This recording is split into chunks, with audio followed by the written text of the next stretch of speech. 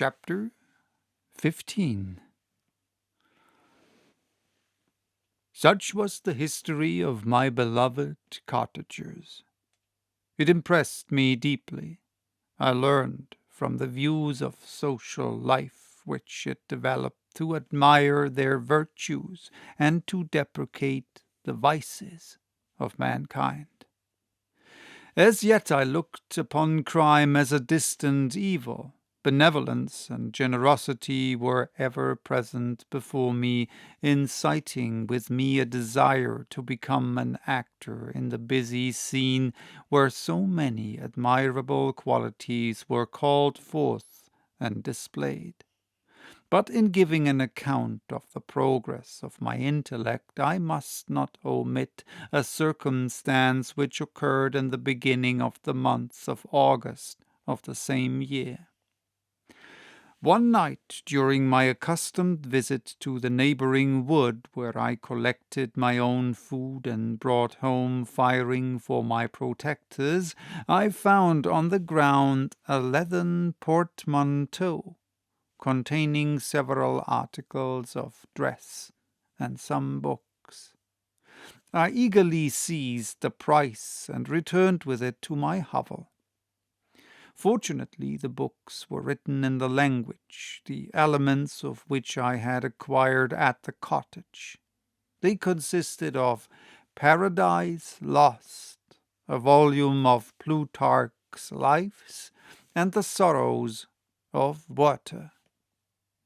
The possession of these treasures gave me extreme delight. I now continually studied and exercised my mind upon these histories, whilst my friends were employed in their ordinary occupations. I can hardly describe to you the effect of these books. They produced in me an infinity of new images and feelings that sometimes raised me to ecstasy, but more frequently sunk me into the lowest dejection. In The Sorrows of Werther, besides the interest of its simple and affecting story, so many opinions are canvassed, and so many lights thrown upon what had hitherto been to me obscure subjects, that I found in it a never-ending source of speculation and astonishment. The gentle and domestic manners it described, combined with lofty sentiments and feelings which had for their object something out of self, accorded well with my experience among my protectors, and with the wants which were for ever alive in my own bosom. But I thought Werther himself a more divine being than I had ever beheld or imagined. His character contained no pretension, but it sank deep. The disquisitions upon death and suicide were calculated to fill me with wonder. I did not pretend to enter into the merits of the case, yet I inclined towards the opinions of the hero, whose extinction I wept without precisely understanding it. As I read, however, I applied much personally to my own feelings and condition. I found myself similar, yet at the same time strangely unlike to the beings concerning whom I read, and to whose conversation I was a listener. I sympathized with and partly understood them, but I was unformed in mind. I was dependent on none, and related to none. The path of my departure was free, and there was none to lament my annihilation. My person was hideous, and my stature gigantic. What did this mean? Who was I? What was I? Whence did I come? What was my destination? These questions continually recurred. but I was unable to solve them. The volume of Plutarch's Lives which I possessed contained the histories of the first founders of the ancient republics. These books had a far different effect upon me from the sorrows of Werther. I learned from Werther's imagination, despondency, and gloom, but Plutarch taught me high thought. He elevated me above the wretched sphere of my own reflections to admire and love the heroes of the past. Many things I read surpassed my understanding and experience. I had a very confused knowledge of kingdoms, wide extents of country, mighty rivers, and boundless seas. But I was perfectly unacquainted with towns and large assemblages of men. The cottage of my protectors had been the only school in which I had studied human nature, but this book developed new and mightier scenes of action. I read of men concerned in public affairs, governing or massacring their species. I felt the greatest ardor for virtue rise within me, and abhorrence for vice, as far as I understood the signification of those terms, relative as they were, as I applied them to pleasure and pain alone.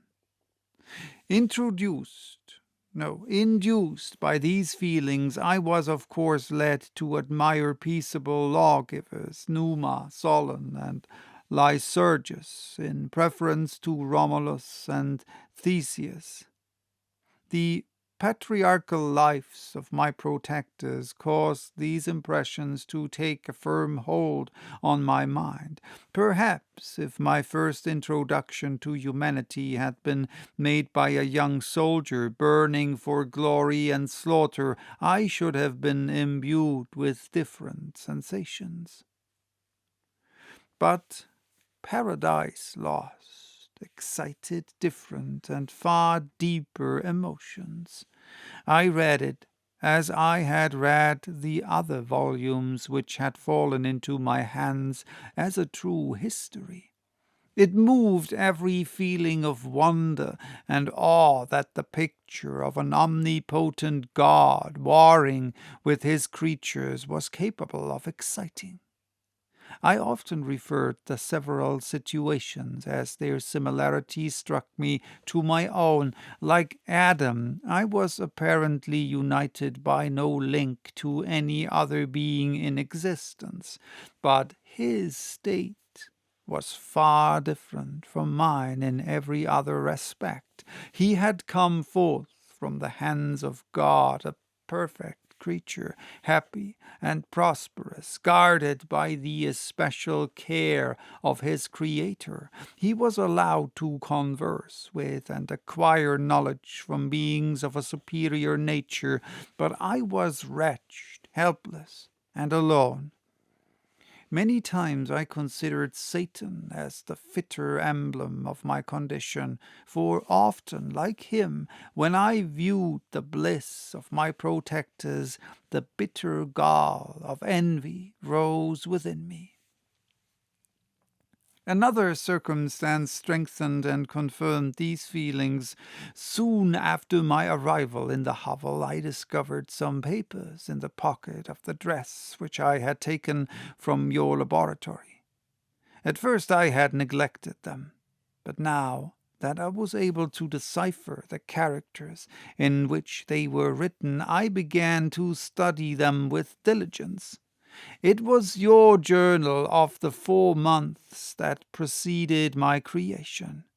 You minutely described in these papers every step you took in the progress of your work. This history was mingled with accounts of domestic occurrences. You doubtless recollect these papers. Here they are. Everything is related in them which bears reference to my accursed origin. The whole detail of that series of disgusting circumstances which produced it is set in view. The minutest description of my odious and loathsome person is given in language which painted your own horrors and rendered mine indelible. I sickened as I read. Hateful day when I received life. I exclaimed in agony, Accursed Creator, why did you form a monster so hideous that even you turned from me in disgust? God, in pity, made man beautiful and alluring after his own image, but my form is a filthy type of yours, more horrid even from the very resemblance. Satan had his companions, fellow devils, to admire and encourage him, but I am solitary and abhorred. These were the reflections of my hours of despondency and solitude, but when I contemplated the virtues of the cottagers, their amiable and benevolent dispositions, I persuaded myself that when they should become acquainted with my admiration of their virtues, they would compassionate me and overlook my personal deformity. Could they turn from their door one, however monstrous, who solicited their compassion and friendship? I resolved at least not to despair, but in every way to fit myself for an interview with them which would decide my fate. I postponed this attempt for some months longer, for the importance attached to its success inspired me with a dread lest I should fail. Besides, I found that my understanding improved so much with every day's experience that I was unwilling to commence this undertaking until a few more months should have added to my sagacity.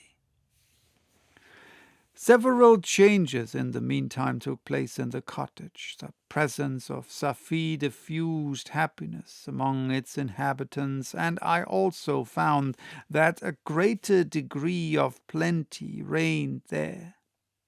Felix and Agatha spent more time in amusement and conversation, and were assisted in their labors by servants.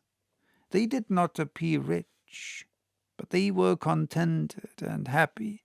Their feelings were serene and peaceful, while mine became every day more tumultuous. Increase of knowledge only discovered to me more clearly what a wretched outcast I was. I cherished hope, it is true, but it vanished when I beheld my person reflected in water, or my shadow in the moonshine, even as that frail image and that inconstant shade. I endeavored to crush these fears and to fortify myself for the trial which in a few months I resolved to undergo, and sometimes I allowed my thoughts unchecked by reason to ramble in the fields of paradise, and dare to fancy amiable and lovely creatures sympathizing with my feelings and cheering my gloom. Their angelic countenances breathed smiles of consolation. But it was all a dream. No Eve soothed my sorrows, nor shared my thoughts. I was alone. I remembered Adam's supplication to his Creator. But where was mine? He had abandoned me, and in the bitterness of my heart I cursed him. Autumn passed thus. I saw with surprise and grief the leaves decay and fall, and nature again assumed the barren and bleak appearance it had worn when I first beheld the woods and the lovely moon. Yet I did not heed the bleakness of the weather. I was better fitted by my conformation for the endurance of cold than heat, but my chief delights were the sight of the flowers, the birds, and all the gay apparel of summer. When those deserted me, I turned with more attention towards the cottagers. Their happiness was not decreased by the absence of summer. They loved and sympathized with one another, and their joys, depending on each other, were not interrupted by the casualties that took place around them. The more I saw of them, the greater became my desire to claim their protection and kindness.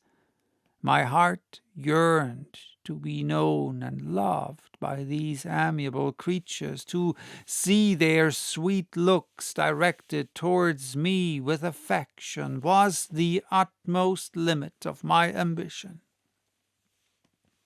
I dared not think that they would turn them from me with disdain and horror.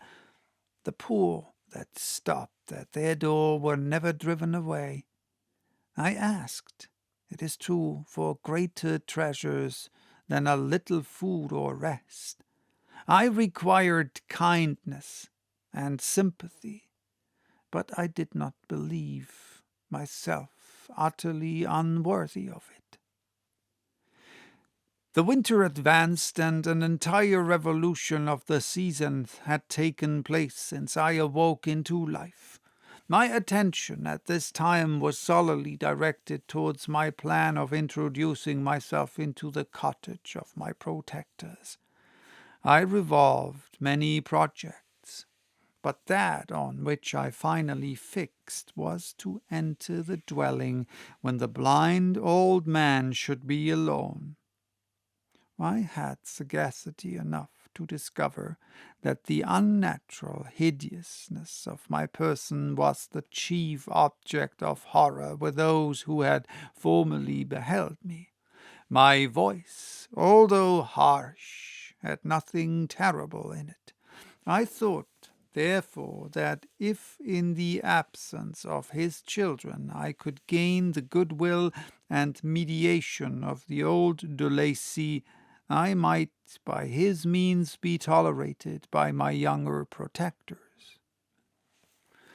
One day, when the sun shone on the red leaves that strewed the ground and diffused cheerfulness, although it denied warmth, Safie, Agatha, and Felix departed on a long country walk, and the old man, at his own desire, was left alone in the cottage.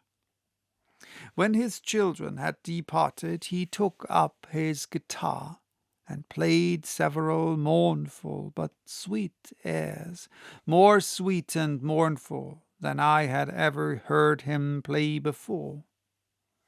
At first his countenance was illuminated with pleasure, but as he continued, thoughtfulness and sadness succeeded. At length, laying aside the instrument, he sat absorbed in reflection. My heart beat quick. This was the hour and the moment of trial which would decide my hopes or realize my fears. The servants were gone to a neighboring fair. All was silent, and around the cottage it was an excellent opportunity. Yet when I proceeded to execute my plan, my limbs failed me, and I sank to the ground.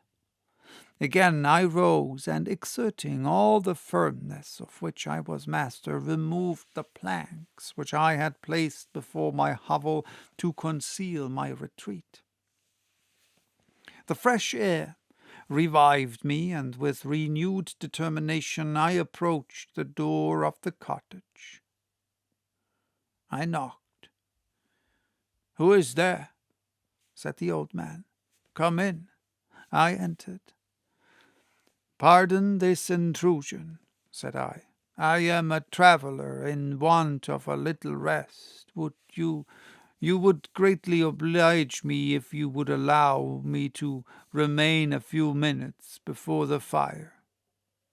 "Enter," said de Lacy, "and I will try in what manner I can to relieve your wants. But unfortunately my children are from home, and as I am blind, I am afraid I shall find it difficult to procure food for you." "Do not trouble yourself, my kind host. I have food. It is warmth and rest only that I need." I sat down, and a silence ensued. I knew that every minute was precious to me, yet I remained irresolute in what manner to commence the interview, when the old man addressed me. "By your language, stranger, I suppose you are my countryman. Are you French?" "No, but I was educated by a French family and understand that language only.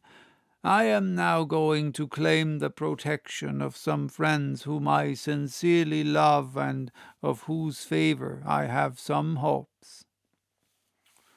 "Are they Germans?" "No, they are French. But let us change the subject. I am an unfortunate and deserted creature. I look around, and I have no relation or friend upon earth. These amiable people to whom I go have never seen me, and know little of me. I am full of fear, for if I fail, there I am an outcast in the world forever." "Do not despair. To be friendless is indeed to be unfortunate, but the hearts of man, when unprejudiced by any obvious self-interest, are full of brotherly love and charity. Rely, therefore, on your hopes, and if these friends are good and amiable, do not despair. They are kind, they are the most excellent creatures in the world, but unfortunately they are prejudiced against me. I have good dispositions. My life has been hitherto harmless, and in some degree beneficial. But a fatal prejudice clouds their eyes, and when they ought to see a feeling and kind friend, they behold only a detestable monster. That is indeed unfortunate. But if you are really blameless, cannot you undeceive them? I am about to undertake that task, and it is on that account that I feel so many overwhelming terrors. I tenderly love these friends. I have, unknown to them, been for many months in the habits of daily kindness towards them, but they believe that I wish to injure them, and it is that prejudice which I wish to overcome." "Where do these friends reside?" "Near this spot." The old man paused and then continued. "If you will unreservedly confide to me the particulars of your tale, I perhaps may be of use in undeceiving them. I am blind, and cannot judge of your countenance, but there is something in your words which persuades me that you are sincere. I am poor and an exile, but it will afford me true pleasure to be in any way serviceable to a human creature." "Excellent man, I thank you and accept your generous offer. You raise me from the dust by this kindness, and I trust that by your aid I shall not be driven from the society and sympathy of your fellow creatures." "Heaven forbid, even if you were really criminal, for that can only drive you to desperation and not instigate you to virtue. I am also unfortunate. I and my family have been condemned, although innocent. Judge, therefore, if I do not feel for your misfortunes." How can I thank you, my best and only benefactor? From your lips first have I heard the voice of kindness directed towards me. I shall be forever grateful, and your present humanity assures me of success with those friends whom I am on the point of meeting. May I know the names and residence of those friends? I paused. This, I thought, was the moment of decision, which was to rob me of or bestow happiness on me forever. I struggled vainly for firmness sufficient to answer him, but the effort destroyed all my remaining strength. I sank on the chair and sobbed aloud. At that moment I heard the steps of my younger protectors. I had not a moment to lose, but seizing the hand of the old man, I cried, "Now is the time. Save and protect me. You and your family are the friends whom I seek. Do not you desert me in the hour of trial." "Great God!" exclaimed the old man. "Who are you?" At that instant the cottage door was opened, and Felix, Safie, and Agatha entered. Who can describe their horror and consternation on beholding me? Agatha fainted, and Safie, unable to attend to her friend, rushed out of the cottage. Felix darted forward and with supernatural force tore me from his father, to whose knees I clung in a transport of fury. He dashed me to the ground and struck me violently with a stick. I could have torn him limb from limb as the lion rends the antelope, but my heart sank within me as with bitter sickness, and I refrained. I saw him on the point of repeating his blow when, overcome by pain and anguish, I quitted the cottage, and in the general tumult escaped unperceived to my hovel. So that was chapter 15. Bye-bye till next time with chapter 16.